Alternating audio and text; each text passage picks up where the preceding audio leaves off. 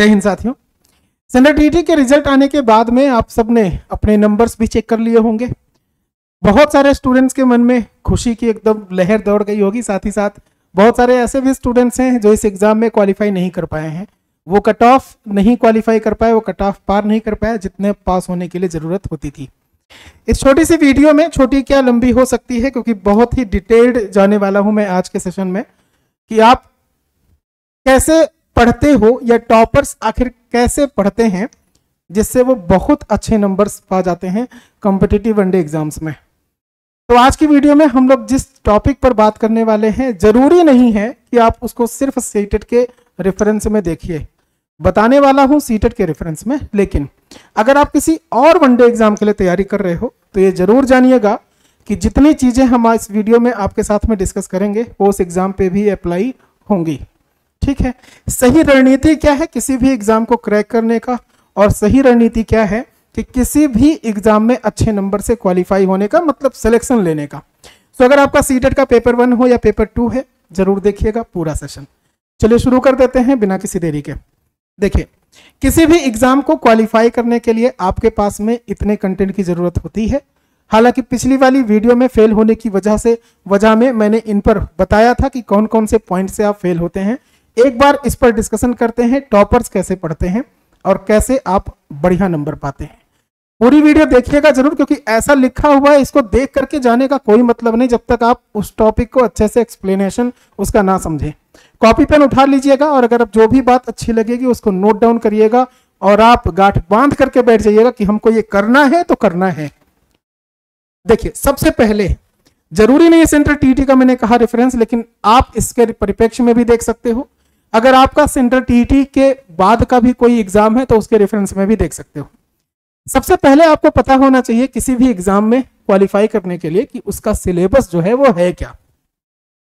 ठीक है, सबसे पहला काम यही होना चाहिए। सिलेबस में क्या होना चाहिए इसका मतलब ये नहीं है, बिल्कुल भी नहीं है कि पेपर 1 अगर आपका है तो आपने देख लिया कि हमसे 5 सेगमेंट से क्वेश्चंस पूछे जाएंगे। अगर आपका पेपर 2 है और आपने देख लिया हमसे 4 सेगमेंट से क्वेश्चन देखे जाएंगे, ये नहीं है। कहने का मतलब ये है कि भाई साहब 30-30 क्वेश्चंस पेपर 1 के थे। हर एक सब्जेक्ट से 30-30 क्वेश्चंस पूछे जाते, हर एक सब्जेक्ट से। सेंट्रल टीटी में तो ये 30-15-15 में डिवाइड है पेडागोजी के साथ में। यहां पर भी सारी चीजें वही है। शुरुआत के जो 3 सेगमेंट हैं वो 30-30 रखेंगे, कितना 30-30 क्वेश्चंस रखेंगे। लेकिन जो मैथ्स और साइंस है, अगर किसी का भी स्ट्रीम साइंस साइड रहा है तो उससे 60 क्वेश्चंस होंगे। किसी का बैकग्राउंड आर्ट साइड से है कोई भी, तो वो 60 क्वेश्चंस उससे सोशल स्टडीज से पूछे जाएंगे, एसएसटी से आएंगे। ये सबको पता है, मेरी बात इस पे नहीं थी।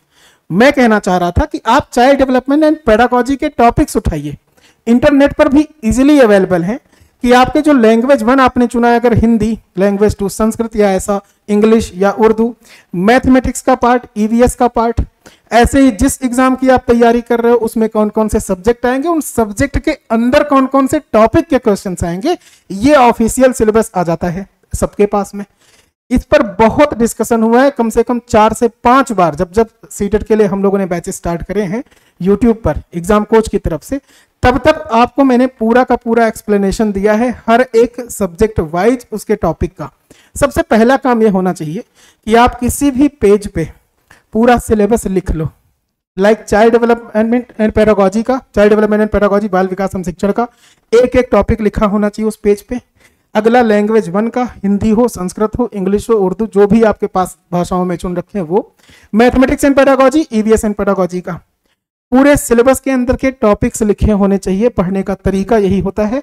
उसके बाद में एक टॉपिक कवर करते जाइए, टिक करते जाइए कि आपने ये पढ़ लिया, आपने ये पढ़ लिया, आपने ये पढ़ लिया। अब जब पूरा सिलेबस कंप्लीट होने के कगार पर होगा या आप आधा सिलेबस भी तैयार है, तब से शुरू कर सकते हो स्पीड टेस्ट। क्या शुरू कर सकते हो आप? Speed test.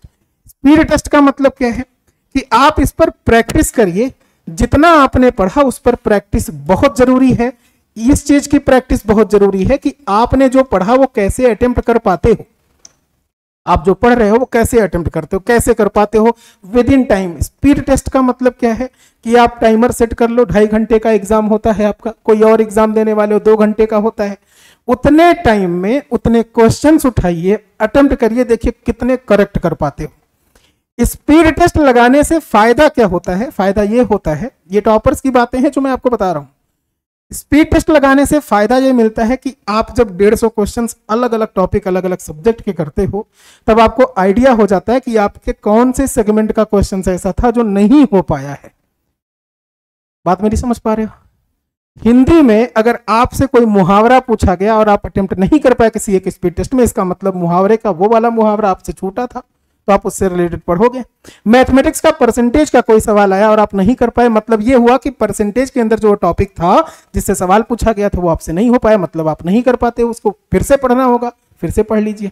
तो स्पीड टेस्ट बहुत जरूरी है। दूसरी चीज, प्रीवियस ईयर पेपर्स बहुत जरूरी है, इसके क्वेश्चंस देखना, क्योंकि रिपीटेड क्वेश्चंस आते हैं और प्रीवियस ईयर पेपर से सीधे आप संपर्क कर सकते हो उन सवाल से जो आपके एग्जाम में पूछे गए हैं। तो आपको एक आइडिया भी हो जाएगा कि जो सिलेबस में आपने टॉपिक पढ़ा उससे सवाल आए कैसे हैं। दूसरी बात, अगर आप घर पे रह रहे हो, घर से ऑनलाइन पढ़ रहे हो किसी भी कोचिंग इंस्टीट्यूट का पेड बैच लेकर के, या अगर आपकी पहुंच हो पाती है आसपास कोचिंग से, वहां जाकर के पढ़ रहे हो, तो सिलेबस कंप्लीट करने से मेरा मतलब ये नहीं था कि आपने एक बार पढ़ लिया खत्म है। बार बार जब तक रिवीजन नहीं करोगे चीजें भूलती जाएंगी। ठीक, आपने आज पढ़ा, कल याद रहेगा, परसों याद रहेगा, एक हफ्ते बाद उसी टॉपिक का कोई सवाल आ जाए और आप रिवीजन नहीं किए हो तो भूल जाओगे। फिलहाल एग्जाम टाइम तो बहुत लंबे बाद होता है, 3-4 महीने बाद। अभी भी दिसंबर जनवरी में होगा जाकर के एग्जामिनेशन आपका, तब तक तो और भूल जाओगे। मेरे कहने का मतलब क्या था कि सिलेबस जब आप कंप्लीट कर रहे होंगे तो एग्जाम कोच पे तो लाइव क्लास मिलती है ही आपको, एप्लीकेशन पे लाइव नहीं देख पाते तो वो रिकॉर्डेड भी रहती है कि उसको बाद में देख सकते हो। तो अगर एक बार आपका सिलेबस कंप्लीट हुआ है, रिवीजन के समय फास्ट फॉरवर्ड करिए, जल्दी जल्दी रिकॉर्डेड देखते चले जाइए। इजी है ना ये चीज। रिवीजन होता है एग्जाम के टाइम पे, जो टॉपिक्स छूटे हैं, बचे हैं और आपको लगता है कि इस टॉपिक में हमारे क्वेश्चन अटेम्प्ट नहीं हो पा रहे हैं, तब पता चलेगा ना जब आप एसटी दोगे, प्रीवियस ईयर पेपर्स लगाओगे। चलिए मान लेते हैं कि वो पता चल गया आपको कि हमसे ये क्वेश्चंस नहीं हो पा रहा है, तो आपने रिकॉर्डर में देखा, स्पीड में देखा और पढ़ लिया। अब कई सारे स्टूडेंट्स का डाउट ये होगा कि उनके पास कंटेंट नहीं है पढ़ने के लिए। तो भाई साहब, एग्जाम कोच पर तो मैंने आपको नोट्स भी प्रोवाइड कराए, हर एक सब्जेक्ट का नोट्स दिया ना पीडीएफ फॉर्मेट में, आप मोबाइल में पढ़ सकते हो, अदरवाइज जाकर के प्रिंट आउट फॉर्म में ले सकते हो। अगर तब भी कंटेंट नहीं मिल पाता है तो हमने आपको नंबर बताया था 7311174888, इस पे आप और नोट्स मंगा भी तो सकते हो। अगर आपके पास कंटेंट नहीं, कहां से नहीं कंटेंट, आप कोशिश करोगे हर एक चीज मिल जाएगी। इस वाले नंबर पर आप चाहते कॉल करके स्पीड टेस्ट या व्हाट्सएप करके व्हाट्सएप मैसेज कर लोगे, आप जो भी नोट्स हैं, जो भी स्पीड टेस्ट है घर पे मंगा सकते हो पढ़ने के लिए। तो हम समझ रहे हो। तो रिवीजन के लिए क्या था कि आपको टॉपिक वाइज रिवीजन भी करना है, वो कर लिया आपने। अब इस पर प्रैक्टिस करवाते हैं हम आपसे, ऑनलाइन भी और ऑफलाइन भी। ओएमआर आपको हम भेज देते हैं स्पीड टेस्ट के साथ में, ताकि आप 2.5 घंटे का बैच लगाओ, 2.5 घंटे का वो लगाओ शेड्यूल और पढ़ना शुरू करो। अब लगाना क्वेश्चन शुरू करो। ओएमआर में सबसे ज्यादा गलती कहां हुई? मैंने कहा था फेल होने की वजह से। फेल होने की मुख्य वजह क्या है? अगर आपने ये 5वां पॉइंट नहीं समझ पाते हो, नहीं समझ रहे हो, तो पहली वाली वीडियो इसके पहले फेल होने की जो मुख्य वजह वाला है उसको जरूर देखिएगा, ताकि आपको आइडिया हो जाए कि ओएमआर में लैंग्वेज इश्यू को लेकर के क्या गलती होती थी। और मैं आपको बता दूं, लगभग 20%, 100 में से 20 बच्चों ने इस वजह से, 100 में से 20 बच्चे लगभग इस वजह से खाली फेल हैं सेंट्रल टीटी के एग्जाम में। ये वाली बात जो खासकर है वो सेंट्रल टीटी के लिए है, बाकी ऊपर के जितने पॉइंट्स मैंने बताए हैं वो हर एक एग्जाम में अप्लाई होता है और सबको पता है। अब जो बात बोलने वाला हूं वो बात भले ही आपको बुरी लगे और उसकी वजह से आप भले ही डिसलाइक करें, कोई बात नहीं, लेकिन सुनिए, किसी भी एग्जाम में फेल होने की वजह से, पास होने की वजह से जो भी मुख्य रीजन रहे हैं, जितना आपका सिलेबस है ना, आपने सिलेबस देखा, जब आयोग आपको सिलेबस प्रोवाइड कर ही देता है कि भैया हम सीडीपी से इस टॉपिक से सवाल पूछेंगे, मैथ्स में से इस टॉपिक से क्वेश्चंस पूछेंगे, इस वाले सब्जेक्ट से इस टॉपिक से क्वेश्चंस पूछेंगे, कोई भी सवाल बिना सिलेबस के बाहर का नहीं होता, सब उसी का होता है। तो जब भाई साहब आपको पता है किस टॉपिक से क्वेश्चंस आना है, हम आपको कंटेंट दे रहे हैं, वीडियो दे रहे हैं, पढ़ते काहे नहीं हो? अब लापरवाही तो आप ही की है। और अगर इस चीज को मान लेते, जो जिसने भी मान लिया कि मेरी गलती है, मैं इसको सुधारूंगा, मैं बढ़िया करूंगा, उसने बढ़िया किया। लेकिन जो चीज मानने को तैयार नहीं, जो भी स्टूडेंट इस बात को मानने को तैयार नहीं कि हमारी गलती नहीं है, आयोग की गलती, क्वेश्चन यहां से था, पेपर लीक हो गया था, ऐसा हुआ था, वैसा हुआ था, तो ये सिर्फ अपने आप को बरगलाने का है तरीका। ठीक है, आप इस चीज को संभालिए, और अगर ऐसा हुआ है आपके साथ में, मतलब आप थोड़े से नंबर से रुके हैं, तो उस कमी को पहचानिए, उसको दूर करिए।